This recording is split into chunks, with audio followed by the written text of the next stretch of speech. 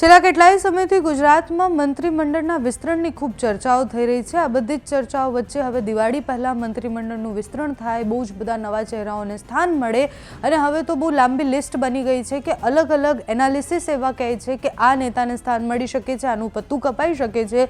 મોટાભાગના આખા ગુજરાતને ખબર છે કે કોંગ્રેસમાંથી આવેલા જેટલા પણ નેતા છે એ અભરખા સાથે આવ્યા છે કે એમને મંત્રી બનવા મળશે, એમની સાઇનથી બહુ જ બધા કામ થશે। એમાંથી કેટલા નેતાને બનાવવામાં આવશે મંત્રી એ પ્રશ્ન છે। અમુક નામ એવા છે કે જે મોહર લાગેલી જ છે કે ભાઈ મંત્રીમંડળનું વિસ્તરણ થશે તો અર્જુનભાઈ મોઢવાડિયાને સ્થાન મળશે જ મળશે। બીજા ઘણા બધા નામ છે, સીજે ચાવડાથી લઈને અલ્પેશ ઠાકોરથી લઈને આ બધા જ નેતા જે કોંગ્રેસમાંથી આવ્યા છે એ ભારતીય જનતા પાર્ટીમાં મંત્રી બને એ સપના સાથે આવ્યા છે। હવે એમાંથી કેટલાના સપના પૂરા થશે ખબર નથી, પણ દિવાળી પહેલા જો મંત્રીમંડળનું વિસ્તરણ થાય છે તો નેતા તલપાપડ થઈ રહ્યા છે।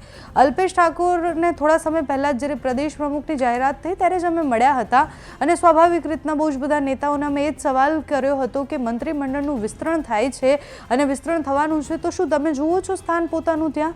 તો અલ્પેશ ઠાકોરે આમ તો જ્યારથી ભારતીય જનતા પાર્ટીમાં આવ્યા છે ત્યારથી એવું ક્લિયર રાખ્યું છે કે ઈચ્છા તો બધાની હોય, માંગ્યા વગર તો માં પણ ન પીરસે અને જો મને પદ આપવામાં આવશે તો હું એને સ્વીકારી અને મારા વતીનું જે પણ કામ હશે બધું જ કરીશ। અમે એમને જ્યારે સવાલ કર્યો ત્યારે અલ્પેશ ઠાકોરે એવું જ કહ્યું હતું કે જે પણ નક્કી કરવામાં આવશે બધું જ થશે, એટલે કોને ઈચ્છા ન હોય મંત્રી બનવાની।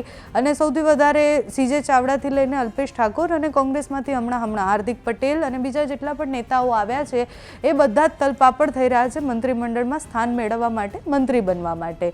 કયા એવા નેતા છે કે જેને મંત્રીમંડળમાંથી બહાર કાઢવામાં આવશે, એટલે કયા જૂના નેતાઓ એવા છે, મંત્રીઓ એવા છે કે જેમને સ્થાન એમનું જે છે પત્તું કપાઈ જશે એ પણ લાંબી લિસ્ટ છે। એટલે જે બચુ ખાબડ છે એ કે પછી બીજા બધા માટે તો એક વસ્તુ નક્કી જ છે કે આમને તો સ્થાન નહીં જ મળે।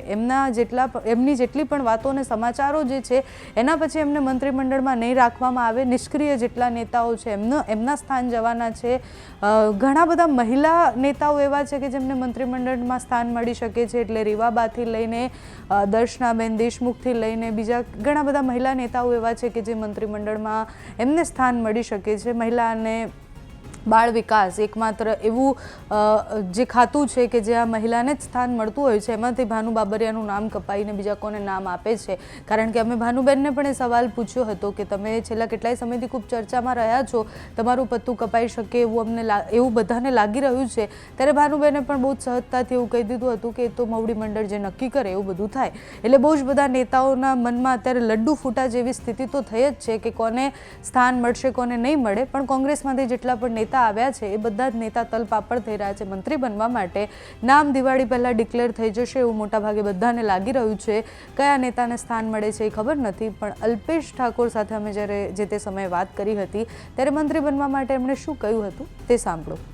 અલ્પેશભાઈ, વાત એવી થઈ રહી છે કે પ્રમુખ જાહેર થયા પછી સંગઠનમાં બીજા ફેરફાર અને સરકારમાં ફેરફાર આવી શકે છે, મંત્રીઓમાં પણ બદલાવ આવી શકે છે, તો એમાં કઈ ચેન્જીસ ખરી? ના, એ આપણે નક્કી ના કરી શકીએ, એ તો પાર્ટીનું નેતૃત્વ નક્કી કરે। આજે આપને કહું, રાજનીતિમાં જે કોઈ આવે છે દરેકની પોતપોતાની જે કંઈ બાબતો હોય, ઈચ્છા તો હોય।